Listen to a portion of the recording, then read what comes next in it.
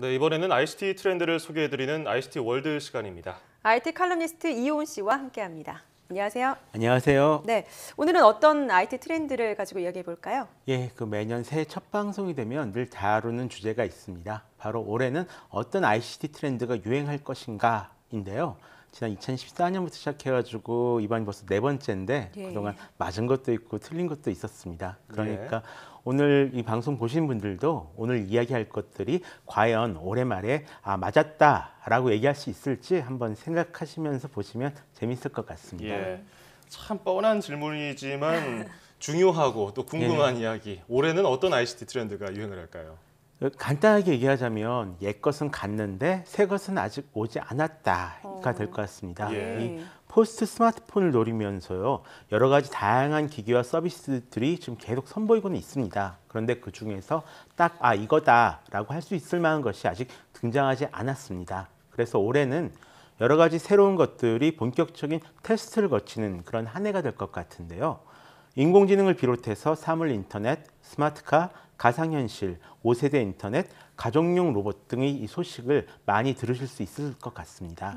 소식을 많이 들을 수 있다는 거는 뭐 아직은 본격적인 확산에 이르지는 못한다 이런 뜻인 건가요? 어떤 의미인가요? 가능한 것이 있고 아닌 것이 있습니다. 그 2년 전만 해도 많이 이야기했던 것이 이제 뭐 O2O 서비스나 아니면 핀테크나 웨어러블 디바이스 같은 것들이 있었잖아요. 예. 근데 막상 이제 현실에 적용되기 시작하니까 이런저런 문제가 좀 많았습니다. 뭐 여러 가지 규제에 가로막히기도 하고요. 사람들이 굳이 뭐 써야 할 이유를 모르겠다라고 말한 적도 있었고요. 심지어는 이 투자만 받고 도망간 먹튀 기업들도 있었는데요. 이런 경험을 바탕으로 다른 신산업들은 차근차근 좀 시장 적응 훈련을 하고 있는 중입니다. 예. 일단 이 가상현실 기기들은 확실하게 우리 근처의 모습을 드러낼 것 같습니다. 이미 꽤 많은 투자가 이루어졌는데요. 당장 이 개개인이 하나씩 구입해서 즐기기보다는 아니면 예전 PC방 같은 VR방이나 VR 테마파크 형태로 만나보실 가능성이 높습니다. 이미 미국이나 일본, 중국 등에서는 이 즐기실 만한 곳이 좀 여러 생겼었고요. 예. 예전에 PC방 유행할 때는 기하급수적으로 늘어났는데 이번에 그렇죠. VR방 같은 거나 아니면 VR 관련된 거 이게 성공할 거라고 보세요?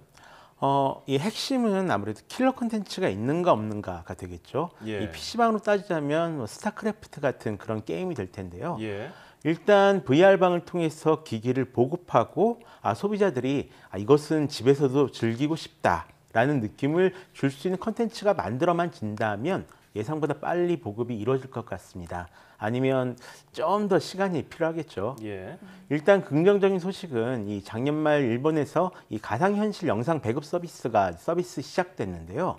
생각보다 반응이 굉장히 좋다라고 합니다. 반면 이 부정적인 소식도 있습니다. 최근 중국 쪽에서는 이 가상현실 관련 스타트업들이 많이 망했습니다. 그리고 하드웨어 쪽으로는 이 공급보다 수요가 좀 많아서 부품 수급이 어렵다라는 문제가 아직 존재한다라고 합니다. 아무튼 확실히 올해에는 가상현실 기기들을 많이 만나보시게 될 겁니다. 여러 업체들에서 지금 콘텐츠를 많이 만들고 있는데 과연 어떤 식으로 콘텐츠가 나올지 좀 기대를 해봐야 될 것 같습니다.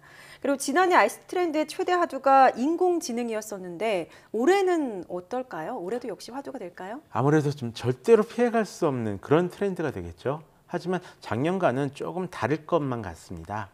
일단 작년은 뭐 바둑을 이긴다거나 미술 작품을 만든다거나 하는 마치 좀 영화 홍보 영상처럼 사람들의 궁금증을 불러일으키는 그런 일들이 좀 많이 있었는데요. 올해 인공지능은 보다 실용적인 형태로 만나보시게 될 전망입니다. 대표적인 것이 바로 이제 음성 인식 도우미가 될 텐데요.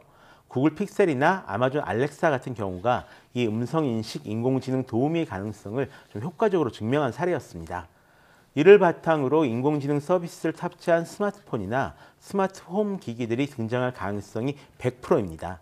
100%라고 말씀드린 것은 이미 기본적인 개발이 작년에 다 끝났기 때문인데요. 예. 다만 아쉬운 것은 아직 우리나라 인공지능 기업들이 기술 개발은 좀 많이 더딘 상태에 있다는 거고요. 또 이 한국어 음성 지원도 언제 제대로 이루어질지 아직 모른다는 것에 있습니다. 일상생활에 도움을 주는 인공지능이 늘어난다는 것은 반가운데 사실 뭐 영어로 들어도 뭐 편리하겠지만 우리말로 해주는 것만큼 기분이 썩 좋지는 않거든요. 예. 어떨까요? 이 인공지능 관련 서비스가 원래 좀 대형 플랫폼 기업들에게 굉장히 유리합니다. 일종의 빅데이터를 모아서 많이 훈련시킬수록 좋은 인공지능으로 성장할 수가 있기 때문인데요. 예. 최근 선보이는 인공지능들은 이런 학습을 자기 스스로 반복해서 할 수 있는 것이 특징입니다. 하지만 이 영어나 중국어에 비하면 한국어 사용자가 굉장히 많이 적다라는 한계가 분명히 존재를 하는 거고요. 예. 하지만 다른 쪽으로 개발되는 인공지능은 보다 쉽게 만나보실 수 있을 것 같은데요. 예를 들면 이 챗봇 같은 거죠. 채팅을 통해서 자동으로 질문에 대답을 하거나 아니면 그 레스토랑 예약을 한다거나 외국어 공부를 한다거나 하는 서비스는 곧 만나보실 수가 있습니다. 다른 한편으론 이 금융투자 같은 부분에서도 인공지능 어드바이저의 활약을 좀 지켜보실 수 있을 것 같습니다. 예, 로봇이나 스마트카 같은 경우는 어떻게 될지 궁금한데 최근에 관련 뉴스가 참 많이 늘었거든요. 예, 굉장히 많이 늘었는데요. 일단 이 생산 공장의 자동화는 굉장히 빠르게 이루어지고 있는 상황입니다. 다만 예전에는 이 사람 따로 로봇 따로 움직이는 형태였는데 최근엔 사람과 로봇이 함께 일을 할 수 있는 좀 정밀한 로봇 시스템이 속속 도입되고 있는 추세입니다. 자율주행 자동차도 로봇의 일종이라고 볼 수 있는데요. 굉장히 많은 컨셉트카들이 선보이겠지만 이런 자동차가 당장 판매되어서 도로 위를 굴러다닐 가능성은 아직 없습니다. 이 자동차는 교통 인프라와 연관되어 있기 때문에 어느 날 하루아침에 바뀌고 이러지를 않거든요. 예. 다만 이런 자동차를 만들기 위한 테스트는 꽤 많이 이루어질 전망입니다. 또 이런 테스트와 함께 새로운 운송수단으로 넘어가기 위한 전 단계로 올해부터 이 전기차는 확실하게 많이 보실 수 있을 것 같습니다. 예. 여러 가지 ICT 전망을 해주셨는데 몇 가지 또 안 나온 게 있는 것 같아요? 더 있을 것 같은데요? 근데 실제로 이 앞으로 몇 년은 전 세계가 일종의 테스트 베드다라고 이야기를 할 수가 있을 것 같습니다. 예. 이것저것 많은 실험들이 굉장히 많이 이루어질 전망인데요. 스마트폰 같은 경우도 마찬가지입니다. 일단 이 접는 스마트폰에 대해서 기대를 가지시는 분들이 많은데요. 제가 장담하겠지만 당장 상용화가 이루어지긴 어렵습니다. 예. 하지만 아이폰 10주년이 올해인 만큼 뭔가 좀 멋진 변화가 일어나길 기대해도 좋지 않을까 하는 생각은 하고 있고요. 또 개인용 로봇 같은 경우도 당분간 이 가정용보다는 사업용으로 더 많이 쓸 전망입니다.